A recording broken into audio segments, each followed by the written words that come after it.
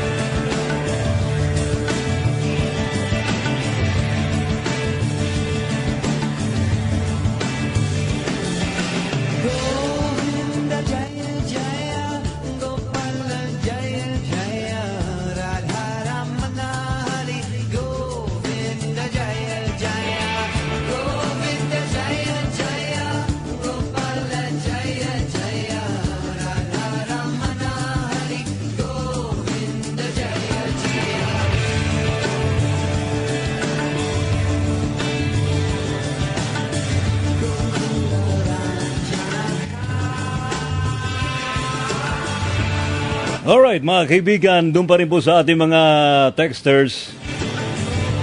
O eto na. Nako, may nagtatanong din panaginip ano. Hindi po ako nag-i-interpret ng panaginip. Pero basically po, ang panaginip po ay symbolic po yan. Kung naman po inyong makikita sa inyong mga dreams, yan po ay symbolic, which means hindi po direktamente ganun ng interpretasyon ng inyong panaginip. Dapat po talaga sumanggunit po kayo sa mga nag-i-interpret ho ng mga dreams. Although meron po kayo makikita sa internet, may mga libro ho tungkol sa dreams, pero hindi ko po ina-advise na doon lang po kayo dapat tumutok o maniwala. No, ho? Kasi yan pong mga dreams, karaniwan ay may connection po yan sa inyong sarili, sa inyong kaisipan, sa inyong emosyon, sa inyong plano sa buhay. And at the same time, dyan din po nakipag-communicate sa inyo ang inyong mga spirit guides. Whether you believe na may mga spirit guides o wala, I am always telling you na mayroon pong spirit guides. Sila po yung mga hindi ho natin masyadong pinakikinggan. Sila po'y pumapasok po dun sa binabanggit natin kanina na kutob at kaba. Kapag may mga danger o panganib na mararanasan natin, bago pa man mangyari ho yan, meron na pong ganun mga warning. Kaya dapat tayo ho ay maging talasan ng ating pakiramdam. Ayan.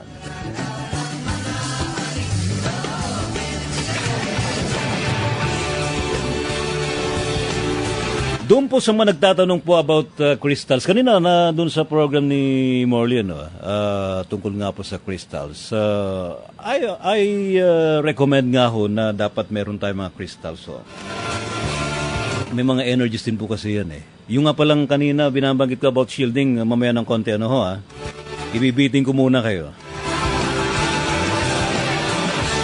At yung mga natural crystals like tourmaline, amethyst, crystal quartz, etc. ay talagang meron po yan na ibibigay na energies po sa atin. But I recommend and I suggest na dapat we should program the crystals. Hindi po yan magfa-function without the programming. And the programming can be done ho yan sa pamagitan po ng meditation or visualization. Alright? Yun ho yun. Kaya kailangan po matuto rin po tayo sa ganun. Marami ho mga school of thoughts na nagtuturo po niyan. At the same time, meron po niyan sa mga internet, kung makikita po niyo sa mga video sa YouTube.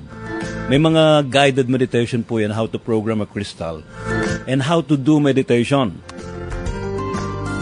Maswerte na nga ho mga tao ngayon sa mga panahon ito dahil po tayo po ay nasa computer age na po and we can access such knowledge sa internet. So wala nang ganong katinding problema. Unlike dati na magre-research ka pa sa mga library, pupunta ka pa sa mga bookstore, titingin ka ng mga libro, o kaya ay lalapit ka sa isang spiritual guru or teacher para lang matuto. But maganda rin yung talagang nag-undergo kayo ng training para ho malaman nyo yung step by step na dapat na gawin. In fact, may paliwanag pa rin po ng mas malalim sa inyo kung paano ho ginagawa ang ganung mga aktibidades. Ang meditation po dati hindi ganong pinapansin.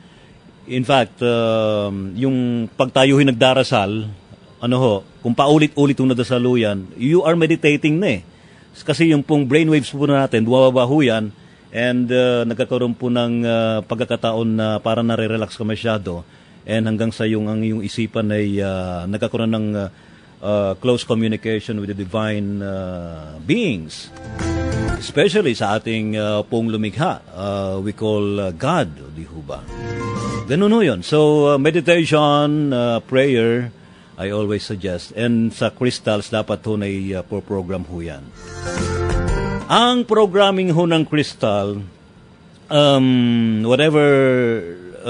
whatever crystal na gusto ho ninyong hawakan, ilagay ho sa bulsa o isuot, dapat ho yan naayon po dun sa kung ano yung energies na malakas na nabibigay sa crystal. Ito na binabagit nga kanina, may mga crystal for love, crystal for emotion, for thinking, etc. O di ho ba? Kapag na-program mo yun nung naayon dun sa kanyang tawag na yung kanyang energies, malakas ho yun. Although may mga crystals ho dyan na talaga namang programmable ho yan na kung ano po yung purpose na gusto ho ninyong gamitin. Tulad yung clear quartz, right? Yung atin naman pong GD crystal, nakaprogram na po yun for for many purposes. So, ang kulang na lang po doon na inyong intention how to use it. Alright, so sa ating pa rin po mga babayan, mag-text lang po kayo sa 0908-121-7808 para po sa inyong mga suggestions and tanong. Tayo nga ako'y binabahan na po rito ng mga text. Wag muna tayong tatalakay tungkol sa aswang o sigbin. Makamatakot naman. Tayo talaga meron ho yan, may mga available ho tayo, mga videos po yan sa YouTube na pwede ho nyo makita. Alright, may tanong po rito from Silang Cavites, Silang Balanga City, Bagong Silang, si Angel Lazo. Good PM, paano po kayo mabubuksan ng third eye? Nako, third eye. Normally, ang pagkakaalam po natin, ang third eye, yung pong ikatlong mata. Right? And yung ikatlong mata, yun yung tinatawag na karamihan na ESP. At yung iba naman, kapag sinasabi nakakita ka ng ghost or whatever entity sa paligid na hindi nakikita ng iba, ay bukas na raw ang third eye mo. Alright? Marami hong mga ano ho dyan, medyo tawag dito, maling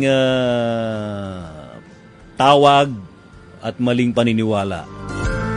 In the first place, ang third eye po ay isang assembly ho yan ng lahat ng mga chakras sa ating katawan. From the root chakra hanggang dun sa, yung chakra ho, that's the fourth vortex of energy na nasa counter body ho ng ating physical body. Ano ho? Yung nasa isang double body ho yun. Hindi ho natin makikita yan sa ating physical body dahil hindi po ito physical, right? So, vortex of energy po siya. We have 7 chakras na talagang kung ma-activate po natin lahat ho yan hanggang sa taas, sa pinakatuktok, which is the crown chakra, yung connection po natin sa divine beings, sa divine dimensions. Kapag lahat pong yan At na-connect po yan na, tawag dito, nagkaroon ng pipeline mula sa root chakra pataas hanggang sa crown chakra and all other chakras sa ating ulo. Iyon na po yung kabuuan po ng third eye. To achieve enlightenment and yung tinatawag na Christhood level consciousness, right? Or the Buddha consciousness.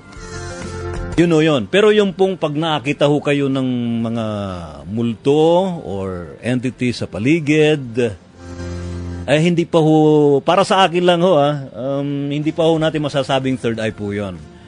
Meron lang pong part ng ating chakra which is the eyebrow, dito po sa, actually nasa forehead area, pero nasa loob ho yun.